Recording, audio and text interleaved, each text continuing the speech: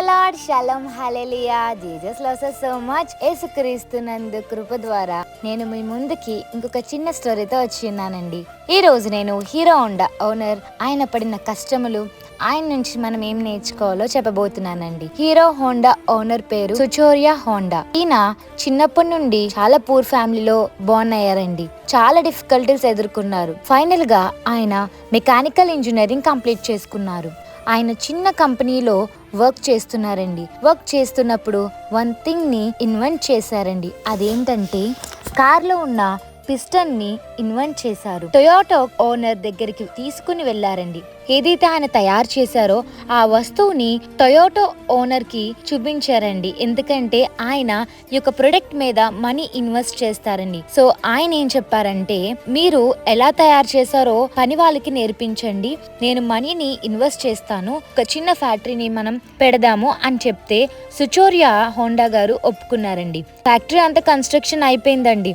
రేపే ఓపెనింగ్ అనుకున్నప్పుడు జపాన్ లో ఎర్త్ క్వేక్ రావడం జరిగింది. ఆ ఫ్యాక్టరీ అయితే ఏ ఫ్యాక్టరీ అయితే వాళ్ళు కన్స్ట్రక్ట్ చేశారో అది అంతా కూలిపోయిందండి. అయినా ఏమాత్రం కూడా బాధపడలేదండి. ఆయన మళ్ళీ ఇంకొకసారి ప్రయత్నించాలని ఆశపడ్డారండి. ఎవరు మనీ ఇన్వెస్ట్ చేయలేదండి. కానీ ఆయనంతటా ఆయనే మనీని ఇన్వెస్ట్ చేసుకుని ఒక చిన్న ఫ్యాక్టరీని స్టార్ట్ చేస్తామని అనుకున్నారండి. అంత కన్స్ట్రక్షన్స్ చేసుకున్న తర్వాత ఫ్యాక్టరీ ఓపెన్ చేయాలనుకున్నప్పుడే ఇంతలో సెకండ్ వరల్డ్ వార్ వచ్చిందండి. సో వరల్డ్ వార్ అంటే ఏంటండి, అంతా డిమాలిష్ అయిపోద్ది కదా.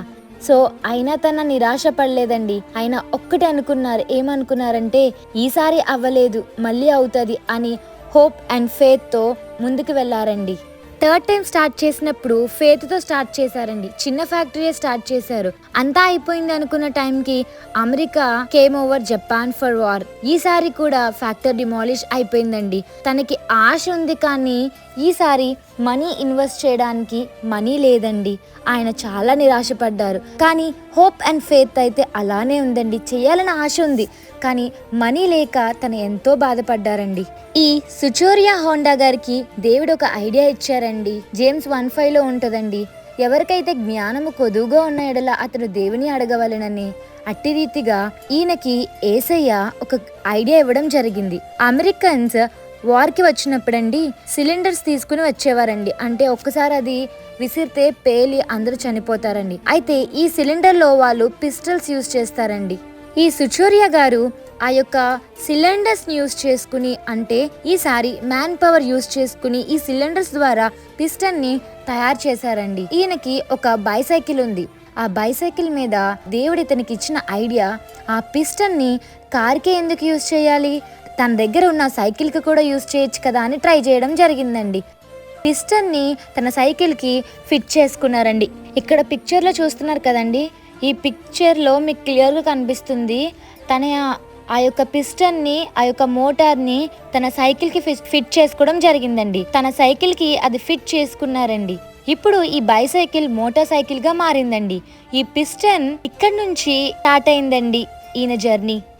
ఇది చూసిన చాలా మంది అతని దగ్గరికి వచ్చి మనీ ఇన్వెస్ట్ చేస్తానని అన్నారండి. కానీ ఆయన ఒకటి అన్నారండి, నేను ఈ పిస్టన్ ని వేరే వాళ్ళకి ఇవ్వడం ఎందుకు, నేనే స్టార్ట్ చేస్తా అని స్టార్ట్ చేశారండి.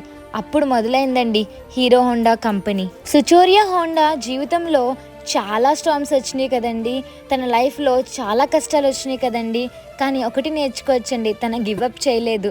తన దగ్గర మనీ ఇన్వెస్ట్ చేయడానికి లేనప్పుడు కూడా తన హోప్ అండ్ ఫెయిత్తో ముందుకు వెళ్ళారు కదండి. మన జీవితంలో కూడా మన లైఫ్లో డే అండ్ లైఫ్లో చాలా కష్టాలు ఎదురవుతాయండి. ఏదో విధంగా సాధారణ ప్లాన్ ఏంటంటే, ఎక్కడైతే ఆనందం ఉంటుందో అక్కడ సాడ్నెస్ ఇవ్వాలని వాడు ప్రయత్నిస్తూ ఉంటాడండి. మనం ఏం చేయాలంటే, నిరాశపడి వెనక్కి అడుగు వేయకుండా ఏసైనా చూస్తూ ముందడుగు వేయాలండి. ఈ స్టోరీలో మనం తెలుసుకున్నది ఏంటంటే, నెవర్ గివ్ అప్.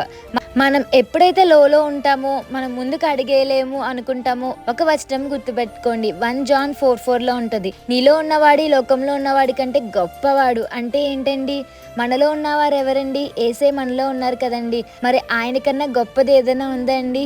లేదు కదా. సో మనము మనకి స్ట్రెంగ్త్ లేనప్పుడు Philippians 4:13 we can do all things to Christ Jesus who strength in అస్.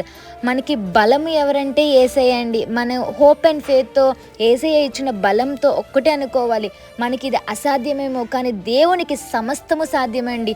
మనలో ఉన్న యేసయ్య ఈ లోకంలో అన్నీ కూడా ఆయన జయించారు కదండి. అలానే మనం ఏ ప్రాబ్లమ్స్ గుండా వెళ్తున్నా ఆయనే అన్నీ చూసుకుని ప్రతిఫలం ఇస్తారు. సో ఏ విషయం గురించి కూడా చింతపడద్దండి. మీరు లోలో ఉన్నప్పుడు గివప్ చేయకుండా ఏసైని దృష్టిలో పెట్టుకుని ఏసై మీ హృదయంలో ఉన్నారు, ఏసైకి అసాధ్యం అనేది ఏదీ లేదు అని జ్ఞాపకం చేసుకోండి. దేవునికే మహిమ చెల్లును గాక. హల్లెలూయా, ఆమేన్. Jesus loves us so much.